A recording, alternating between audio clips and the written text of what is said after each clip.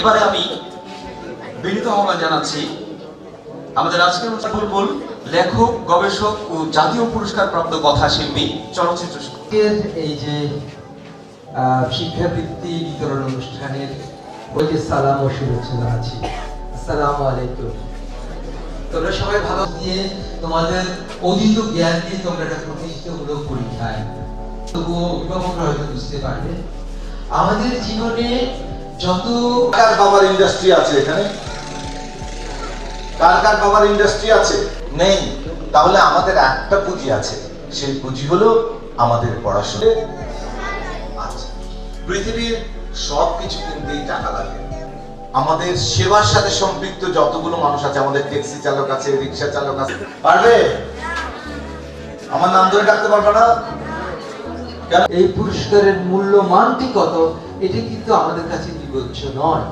কবি এটা সেটা অনেক ধরনের কথা উপস্থাপক বলতে চেয়েছেন, সম্মানিত স্যাররা বলেছেন জরুরি কি শিখলো সেটা দেখা। তো আপনারা অভিভাবক যারা আসেন বিষয়টা অতুল তাহলে হবে তন্ময় বলতো অতুল, তুমি সামনে শিক্ষার্থী জান্নাতুল মাওয়া, তুমি সামনে চলে আসো।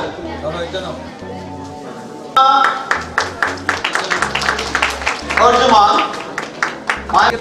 মোহাম্মদ রাকিবউদ্দিন ওয়াফি।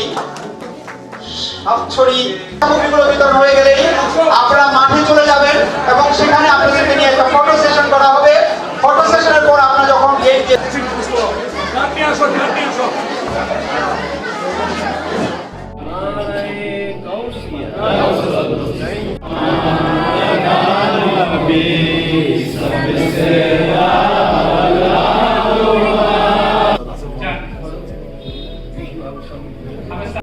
আবার অনেকের গোমরা এবং জাহান্নামী হয়ে যাবে। নাউজুবিল্লাহ। এটাই কোরআন। আলহামদুলিল্লাহ। এটা হচ্ছে কোরআন শরীফে উপস্থিত গৌসিয়া কমিটি, রাঙ্গামাটি জেলা আহ্বায়ক, প্রতিষ্ঠানের সাধারণ সম্পাদক,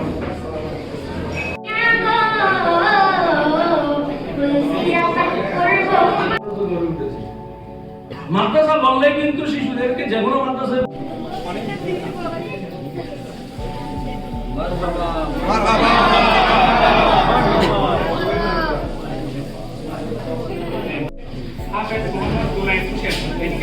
হাফেজ মোহাম্মদ জুনাইদ হোসেন,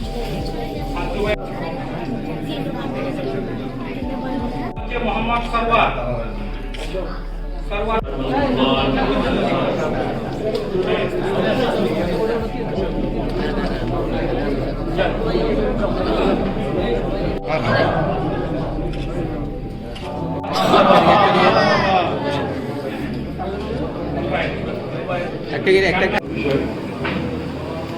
আল্লাহ পাক আল্লাহ সামনে ইরশাদ করেছেন, ইন্না নাহনু নাযালনা যিকরা ওয়া ইন্না লাহু লাহাফিজুন।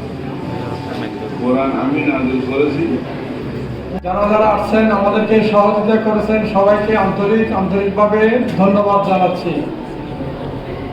সম্মানিত মহাপরিচালক উস্তাজুল উলামা হযরতুল হাজ আল্লামা এম এ মান্নান মুতাজিলুল আলী وآله وأصحابه وسلم، صلى الله على سيدنا محمد وآله وأصحابه وسلم.